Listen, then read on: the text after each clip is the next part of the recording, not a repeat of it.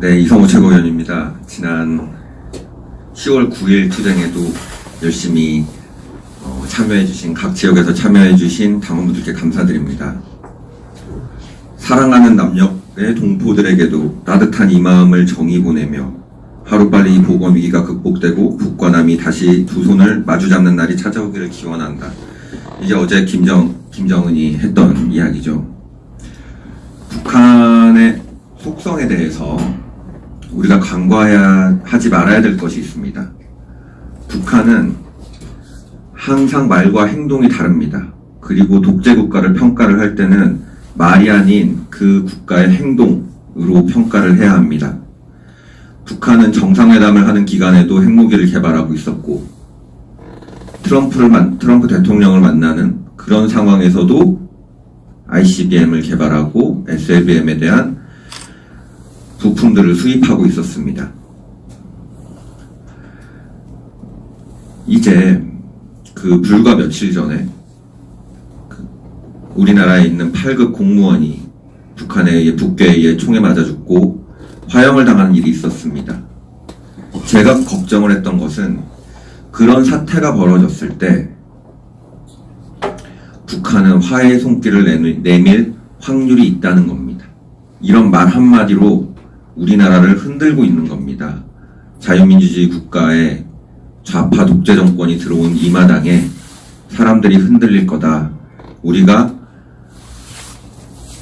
좋은 말을 하면 이 사람들이 우리 말을 믿고 역시 민족의 지도자 김정은 또는 신뢰할 수 있는 사람이다라는 이미지를 이제 심어주는 것을 문재인 정권에서는 또 시도하게 될 것입니다.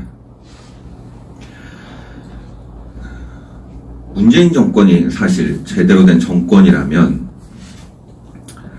북한에 대해서 북한이 그렇게 우리나라 국민을 화형시키는 일이 벌어졌을 때 광화문을 막는 게 아니라 10월 9일날 한글날 광화문에 차벽을 치는 것이 아니라 북한에 대한 위협 비행과 원점 타격을 하는 것이 자유민주주의 체제의 대통령, 군 통수권자의 바람직한 모습이라고 볼 수 있습니다. 나라가 굉장히 어렵습니다. 작년 통계에 따르면 국가부채가 2198조 1000억 원입니다. 이걸 1인당 한 가구당으로 계산하면 1억 927만 원입니다.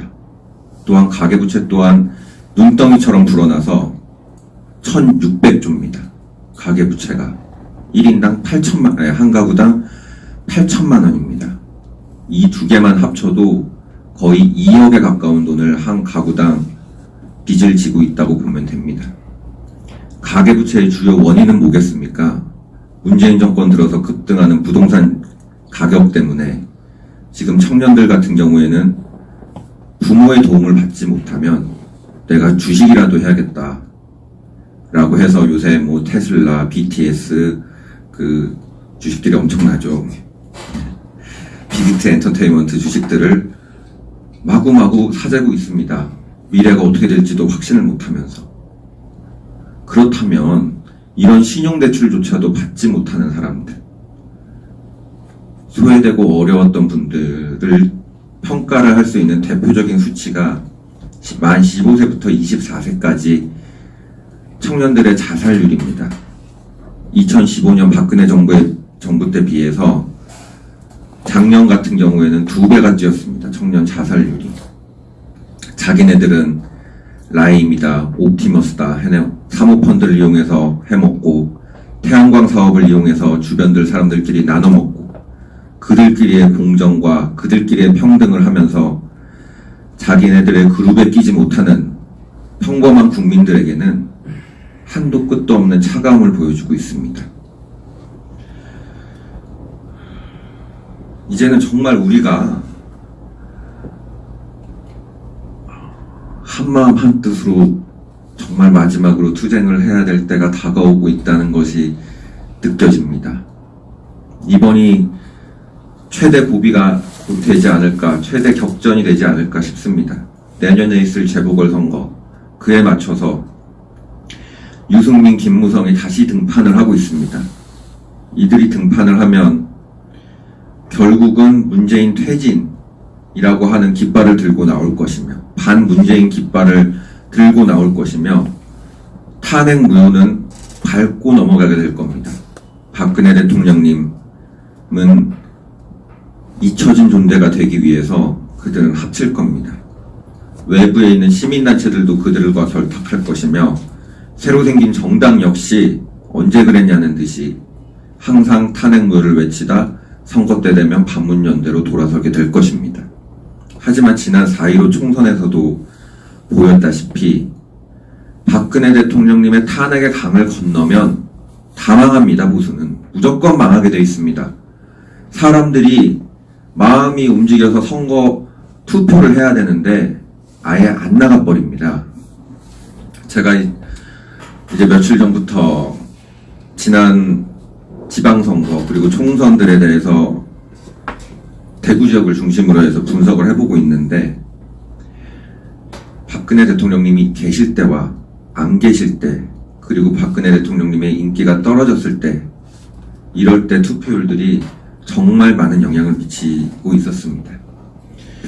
당원 동지 여러분, 서로의 사사로운 또는 말다툼으로 시작된 그런 멀어짐, 이런 것들은 조금 접으시고, 당에서도 최선을 정말 다하고 있습니다.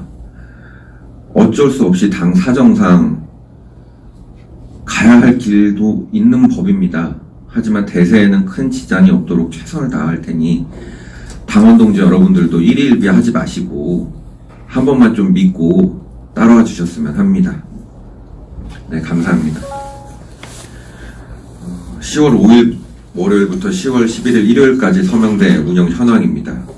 서울은 10월 3일 토요일 날 했었던 지지난주였죠. 성동구 팀과 풍물단이 왕십리역에서, 그리고 송파구 을팀이 송파역 4번 출구와 잠실 세내역에서, 송파구 병팀이 가락시장역에서, 양재팀이 양재역 5, 6번 출구에서, 서대문구팀이 불광역 7번 출구, 중랑구팀이 중랑구 코스트코 앞, 성동구팀이 왕십리역 5번 출구, 양재팀은 했고, 강동구팀이 천호역 이마트 앞에서 서명을 받았습니다.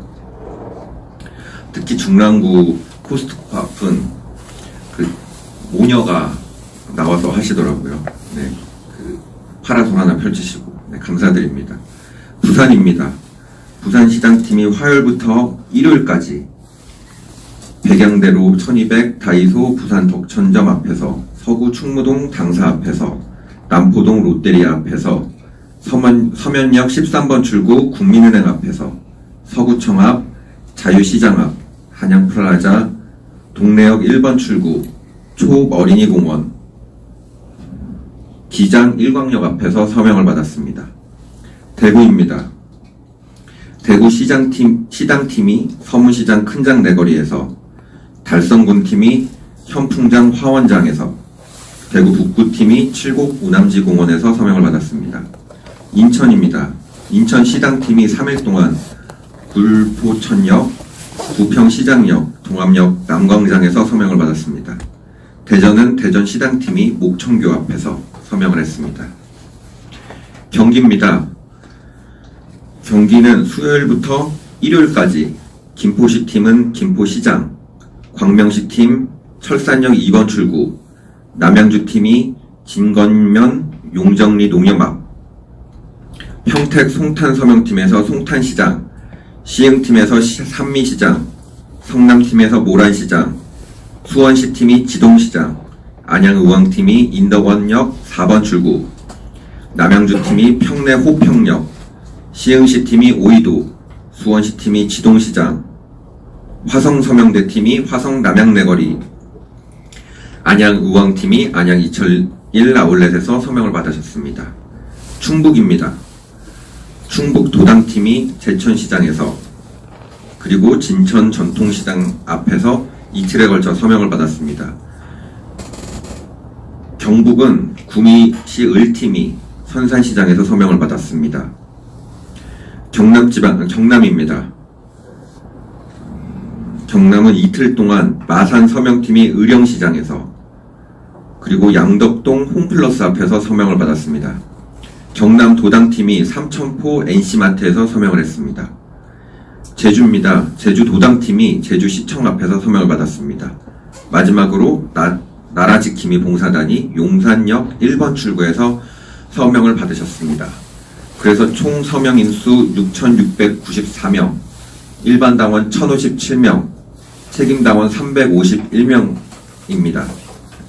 총 합은 서명인수 6,694명, 당원 1,408명이 새 가족으로 오시게 되셨습니다. 서명대를 해주신 모든 분들께 감사드리고, 혹시나 아직 서명대를 펼치지 않은 지역에서는 서명대를 조금 펼쳐주셨으면 하고, 이제 부산 지역 같은 경우에는 굉장히 화, 수, 목, 금, 토, 일, 5일 연속으로 하셨거든요. 나머지 지역들도 분발을 해주셨으면 합니다. 저도 열심히 뛰도록 하겠습니다. 감사합니다.